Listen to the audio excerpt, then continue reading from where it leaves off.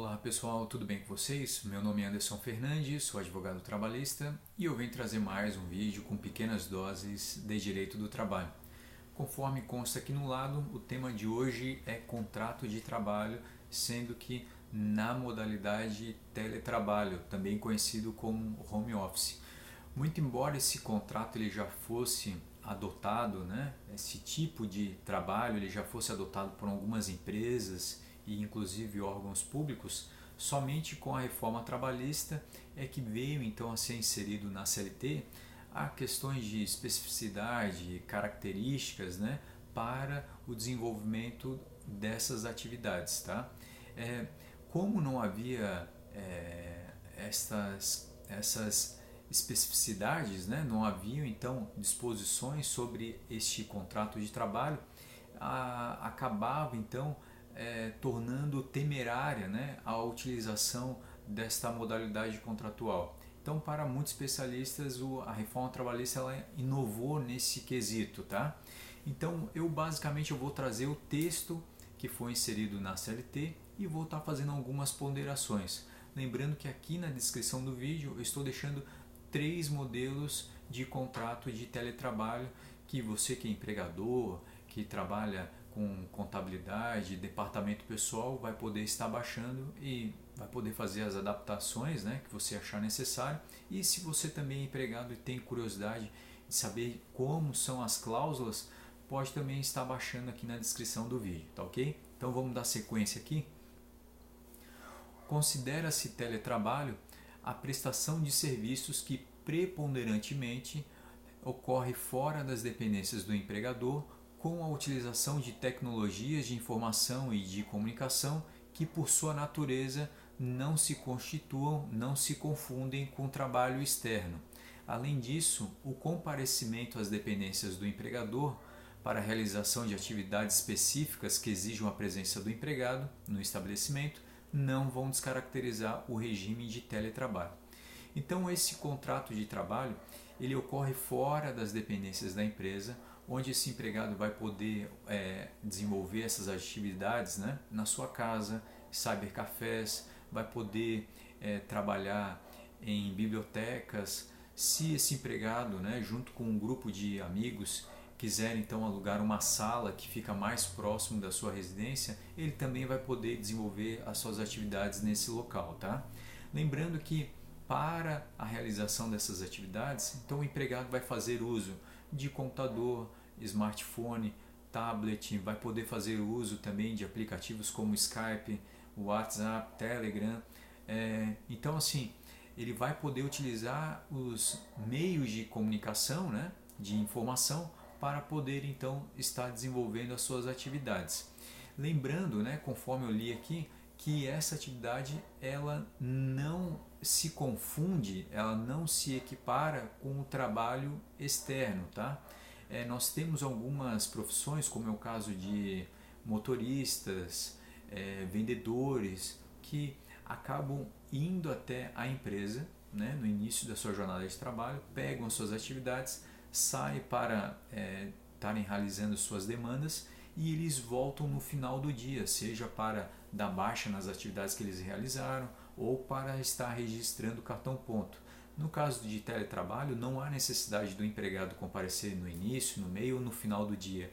Todas as atividades ele vai desenvolver na sua residência ou no local, né, que ele escolheu para estar desenvolvendo suas atividades. E caso, né, seja o empregado e o empregador combinem, né, que algumas atividades vão ser realizadas dentro da empresa, ou mesmo o empregado vai ter que comparecer na empresa para participar de alguma reunião, esse período, esse curto período que o empregado vai comparecer no empregador, ele não vai descaracterizar o teletrabalho, tá ok? A prestação de serviços na modalidade de teletrabalho, ela deverá constar expressamente do contrato individual de trabalho, que deverá especificar todas as atividades que serão realizadas pelo empregado. Então, no contrato, né, por escrito, deverá constar ali quais serão as funções que esse empregado vai desenvolver, como ele vai desenvolver essas atividades, se vai ser pelo smartphone, se vai ser pelo computador, se esse empregado tem alguma meta, no contrato tem que deixar tudo bem claro como vão ser desenvolvidas as atividades desse empregado. Além disso, poderá ser realizada alteração entre o regime presencial e de teletrabalho, desde que haja mútuo acordo entre as partes, sendo registrada essa alteração em um aditivo contratual, em um adendo contratual. Então, se um empregado foi contratado para desenvolver suas atividades diariamente na empresa, se a empresa e o empregado então decidirem converter esse contrato em teletrabalho, não há nenhum impedimento, tá? A única coisa, né, que a legislação observa é que deve ser então realizado um adendo contratual, esse aditivo, tá?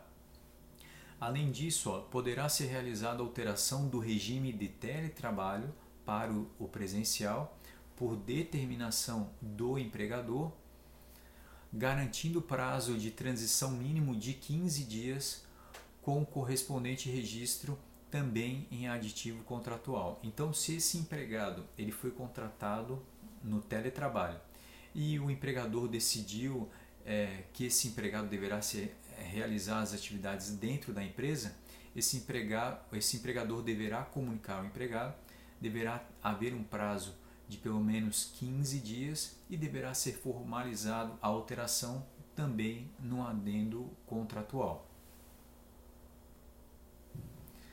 As disposições relativas à responsabilidade pela aquisição, manutenção ou fornecimento dos equipamentos tecnológicos e inclusive da infraestrutura necessária e adequada para a prestação do trabalho remoto, bem como o reembolso de despesas arcadas pelo empregado, deverão ser todas previstas no contrato por escrito. Então, por exemplo, se o empregado vai necessitar de um computador para desenvolver essas atividades, então deve constar no contrato de trabalho quem vai fornecer esse computador, se for necessário impressora, se for necessário uma internet, por exemplo, de 10 megas, né? Tudo isso tem que ficar bem claro no contrato e deve constar quem vai arcar com essa despesa. Por exemplo, pode ocorrer do empregado, a atividade dele ser uma atividade bem básica, ele só tem que estar trabalhando com a digitação de textos, né? Elaborando e-mails. Então, esse empregado, ele com um computador, um notebook, ele consegue desenvolver essas atividades, né?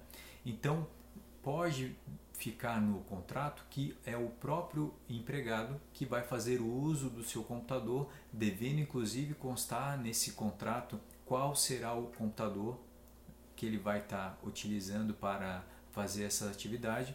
Eu digo isso por quê?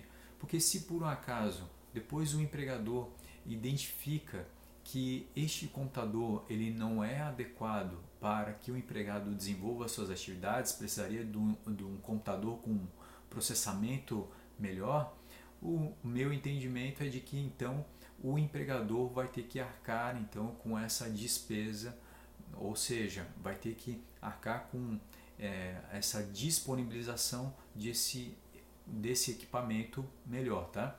Por quê? Porque quando as partes convencionaram no contrato de trabalho, né, quando eles acordaram ali em relação ao home office, já ficou bem claro qual seria o equipamento que o empregado iria disponibilizar. Se ao longo do contrato o empregador vê que o processamento daquela máquina não é boa e é necessário uma nova máquina, aí o entendimento é de que há uma alteração, há uma necessidade, né, que então está sendo imposta pelo empregador. Então, em decorrência disso, o empregador deve então estar arcando com esse equipamento melhor, tá? É claro que as demais despesas elas também podem ser pactuadas pelas partes, tá? Então, por exemplo, questão da internet, quem vai pagar a internet tem que ficar claro no contrato de trabalho. O empregador vai pagar a luz, isso também pode deixar tudo claro no contrato de trabalho. Quanto mais específico esse contrato, melhor, tá? Além disso, as utilidades pagas pelo empregador elas não vão integrar a remuneração do empregado. Então, se ficou pactuado que o empregador vai pagar a conta de luz, vai pagar a conta da internet, ou vai pagar inclusive o toner, né, a tinta da impressora, as folhas que esse empregado vai ter que utilizar.